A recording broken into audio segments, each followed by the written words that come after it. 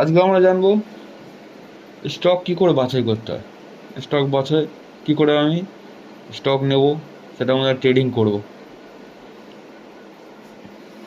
সেটা আমি দেখাবো আজকে। আমি বেঙ্গলি ট্রেডার্স দেখার জন্য এই চ্যানেলটা ফলো করুন, স্টক বাছাই করার জন্য এই চ্যানেলটা ফলো করুন।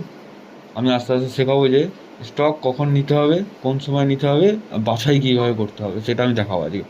চলো দেখি।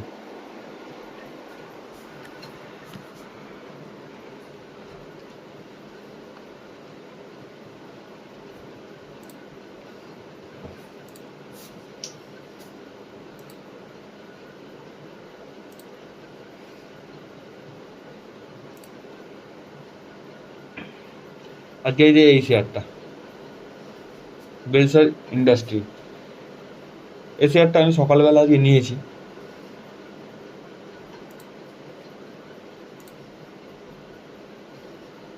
এই শেয়ারটা আমি নিয়েছি সকালবেলা 122 টাকা। আমি দেখাবো এখন কত চলছে।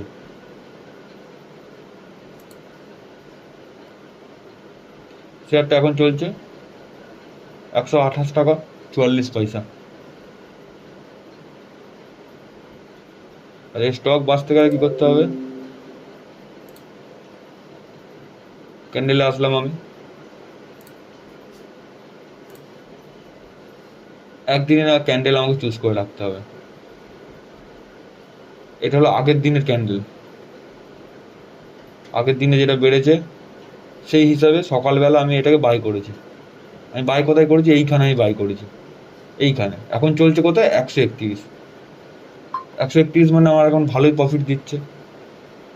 সেটা আমি স্ক্রিন রেকর্ডিং করা আছে, সেটা আমি ফোনে আছে, আমি সেটা আমি শেয়ার করে দেবো যে আমি কখন নিয়েছি, কীভাবে নিয়েছি, সেটা আমি পাঠিয়ে দিচ্ছি এখন।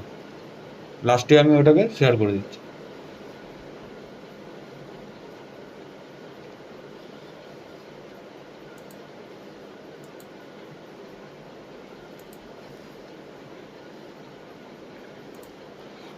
এখানে লিখতে আমাকে ইএমএ চলে আসলো। মুভিং অ্যাভারেজ আমাকে দেখতে হবে, ক্যান্ডেল আনতে হবে। মুভিং অ্যাভারেজ যখন এইখানে ছিল, এই ক্যান্ডেলটা ওই জন্য এখানে সবুজ হয়েছিল, ওই জন্য আমি সকালবেলা আমি বাই করেছি। কেন, এত উপরে আছে বলে আমি বাই করেছি, নইলে আমি বাই করতাম না। যদি এটা লাল থাকতো আমি বাই করতাম না, সবুজ ছিল বলে আমি বাই করেছি। স্টপ লস লাগিয়েছি আমি 120-তে, 122-এ নিয়েছি, 120-তে স্টপ লস লাগিয়েছি। টার্গেট হলো আমার 133, এখন চলছে 131। আমার টার্গেট হিট হয়ে যাবে। আজকে এইটুকু, বাকি আর একটা শেয়ার দেখাবো আবার মার্কেট বন্ধ হওয়ার সময়। ধন্যবাদ।